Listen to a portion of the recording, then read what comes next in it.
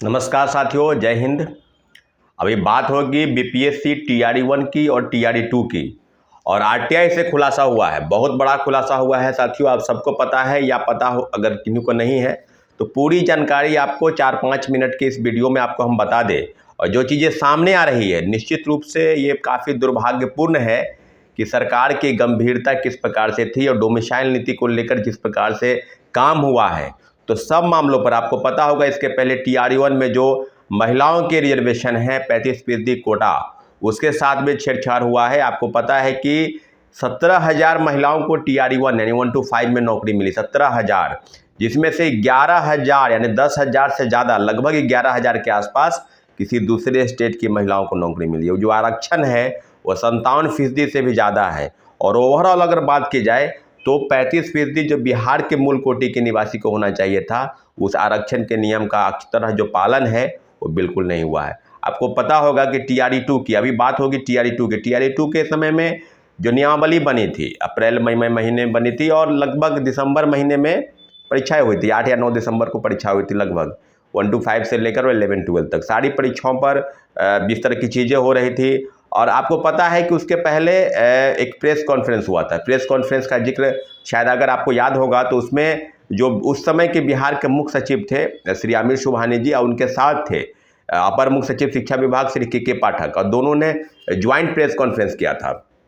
और स्पष्ट तौर पर आपको भी पता है कि उस प्रेस कॉन्फ्रेंस में जिस तरह से कहा गया कि अगर डोमिसाइल नीति के सवाल पर और डोमिसाइल नीति को लेकर 5 अगस्त को इंडिया गठबंधन की बैठक हुई थी। तो बैठक में काफ़ी चीज़ें हुई थी। उस समय के उप मुख्यमंत्री श्री तेजस्वी यादव और माननीय मुख्यमंत्री नीतीश कुमार जी ने एक बहुत बड़ा निर्णय लिया कि डोमिसाइल नीति को ख़त्म करना है। डोमिसाइल नीति जो है, जो लागू था नियमावली में, उसमें था कि भारत का स्थायी निवासी, भारत का नागरिक और बिहार का स्थायी निवासी। लेकिन उसके बाद नियमावली में चेंजिंग आया। अब पूरी तरीके से आप कह जाइए कि अनारक्षित जो सीट है, ईवान अनरिजर्व, उसमें जो है किसी दूसरे स्टेट के लोग को नौकरी मिलेगी और 50% के आरक्षण का नियम का पालन जो है उसी के तहत होगा। साथियों, अभी जो खुलासा हुआ है टीआरई 2 में, एक छोटा सा उदाहरण आप हिंदी के विषय का सिर्फ है, सिर्फ और सिर्फ हिंदी, जिसमें 6 to 8 में अगर बात की जाए तो अनरिजर्व में 423 मेल यानी पुरुष को नौकरी मिली और 952 महिलाओं को, फीमेल को। टोटल जो आंकड़ा है वो है 1375, यानी 1375 6 to 8 में हिंदी विषय का सिर्फ बात की जाए 1375 लोगों को नौकरी मिली। और 1375 की अगर बात की जाए तो अदर स्टेट में जो है 359 मेल और 776 फीमेल, यानी टोटल कहा जाए तो 1135 जो है वो ओवरऑल लोगों को नौकरी मिली। तो 1375 में से 1135 अगर आप माइनस करेंगे तो मात्र 240। आप ये समझ लीजिए कि 1375 लोगों को नौकरी मिली हिंदी विषय में, जिसमें से 1135 किसी दूसरे स्टेट के लोग हैं, जिसमें 776 महिलाएं, 359 पुरुष। टोटल कहा जाए तो 240 ही इस राज्य के लोग हैं। सिर्फ और सिर्फ एक उदाहरण है, वो हिंदी विषय को लेकर। इसके लिए इसके पहले भी टीआरई 1 में काफ़ी खुलासे हुए थे। और आपको बताते चले कि 1 to 5 ही नहीं, कई मामले कंप्यूटर साइंस के साथ साथ जो चीज़ें हुई, कंप्यूटर साइंस के अभ्यर्थियों के साथ बड़े पैमाने पर फर्जीवाड़ा हुआ। आरटीआई के खुलासे के बाद माननीय उच्च न्यायालय ने भी कहा है कि उस पर सारे मामलों पर जो है सीटों को आकलन करके और ओवरऑल रिजल्ट निकालिए। तो सीधे सीधे अब कहा जाए कि क्या आरक्षण के नियम का पालन होना चाहिए था, डोमिसाइल नीति को किस प्रकार से लागू किया गया। तो ये आज सवाल जो है उन्हीं लोगों से है जो लोग डोमिसाइल नीति, आपको याद होगा कि उसके बाद बहुत 5 अगस्त के बाद एक इंडिया गठबंधन की बैठक के बाद एक नोटिस आया था और सीधे सीधे डोमिसाइल नीति को ख़त्म करने की बात की गई थी। और डोमिसाइल नीति के खिलाफ में बहुत बड़ा प्रोटेस्ट चला था। आपको याद होगा गांधी मैदान में हम लोग प्रोटेस्ट किए थे, हमारे साथी अभिषेक झा और कई लोग थे, उनकी गिरफ्तारी भी हुई थी। उसके बाद जो है काफ़ी बड़ा प्रोटेस्ट हुआ था, हम लोग निकाले थे। और निश्चित रूप से सरकार इस बात को लिए चिंता में नहीं थी। सरकार के मन में जो प्रश्न थे वो बिल्कुल इस प्रकार से कौंध रहे थे कि डोमिसाइल नीति होगा, भारत संघ राज्य है, कहीं भी आने जाने की दिक्कत नहीं है। तो फिर डोमिसाइल नीति लागू क्यों थी? अगर आप नियमावली में ही अगर आप चेंजिंग लाना चाहते थे तो आप फिर इस तरह से चीज़ क्यों किए? बार बार परिवर्तन, और वो भी बिहार के लोगों के साथ जो गला घोटने की जो बात है निश्चित रूप से की गई है।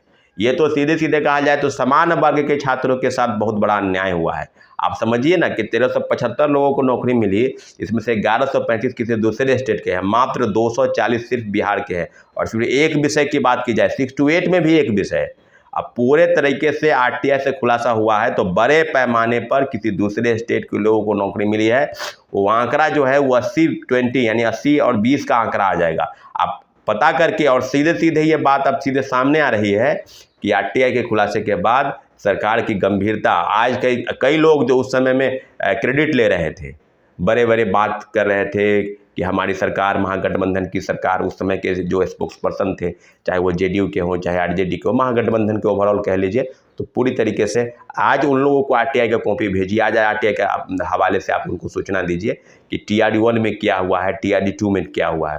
तो इस तरह की चीज़ें तो बिल्कुल हुई है। TRD 3 के रिजल्ट के प्रकाशन में 1 to 5 का OMR सीट का आ गया, 6 to 8 का आ गया, आगे 9, 10 का आएगा, 11, 12 का आएगा। सब चीज़ों पर तो बिल्कुल आपको हम लोग तो डिमांड कर रहे हैं, और डोमिसाइल को नीति को लेकर बहुत बड़ा प्रोटेस्ट की भी तैयारी चल रही है। तो जो छेड़छाड़ हुआ है, जो डोमिसाइल नीति के तहत बिहार के युवाओं के साथ अन्याय हुआ है, जो लगातार जिस प्रकार से खुलासे आरटीआई से हुए हैं, निसंदेह बहुत बड़ा एक रोल आप कह सकते हैं कि आप डोमिसाइल नीति, और जिसमें से आमिर सुबहानी कहाँ चले गए, के पाठक कहाँ चले गए, बीपीएससी के पूर्व चेयरमैन अतुल प्रसाद जी कहाँ चले गए, तत्कालीन शिक्षा मंत्री उस समय के याद होगा आपको, चंद्रशेखर, जो बिहार के मेरिट पर भी सवाल उठा रहे थे कि बिहार के लोगों के पास मेरिट नहीं है साइंस विषय को लेकर, इसलिए दूसरे स्टेट के लोगों को हम आमंत्रित कर रहे हैं, वो कहाँ चले गए। आप आरटीआई से वो चीज़ें आप वो बताइए। मीडिया का भी बहुत बड़ा वर्ग इस मामले में दिखाने से बच रहा है। तो मीडिया को भी चाहिए कि इस मामले में खुलासा करे कि डोमिसाइल नीति के तहत किन लोगों को नौकरी मिली है। सीधे सीधे कहा जाए तो आने वाले समय में TRD 3 में भी किस तरह के, TRD 1 TRD 2 में तो खुलासा हो गया कि फर्जीवाड़ा हुआ है, दिव्यांग प्रमाण पत्र फर्जी बनाकर लोग बहाल हो गए। 6 to 8 में सीटेट में 90 से नंबर चाहिए किसी दूसरे स्टेट के लोग, उसमें से लोग बहाल हो गए हैं। अब क्या कौन सा खुलासा चाहिए। निश्चित रूप से डोमिसाइल नीति के तहत बिहार के लोगों को, युवाओं के साथ गला घोटने की बात बिहार सरकार, महागठबंधन की सरकार ने किया है, और सबसे ज़्यादा जो नुकसान हुआ है वो सामान्य वर्ग के छात्रों के साथ हुआ है। ठीक है साथियों, बहुत बड़ी बात है, इस मामले में हम काफ़ी गंभीरता से विचार करेंगे, और निश्चित रूप से जो चीज़ें हैं एक एक लोग तक, चाहे वो बिहार सरकार के प्रमुख लोग हैं, उनको आवेदन के माध्यम से सूचित करेंगे कि इस तरह की चीज़ें हुई। और आप लोग भी आरटीआई से जो भी खुलासे हो रहे हैं उनको एक एक लोगों तक पोस्ट कीजिए, फेसबुक, व्हाट्सएप, इंस्टाग्राम, कई चीज़ों पर, यूट्यूब आदि चीज़ों पर उन्हें भेजिए, ट्विटर पर उन्हें बताइए, ट्वीट करके, टैग करके कि किस तरह की चीज़ें हुई है। ठीक है साथियों, धन्यवाद, जय हिंद।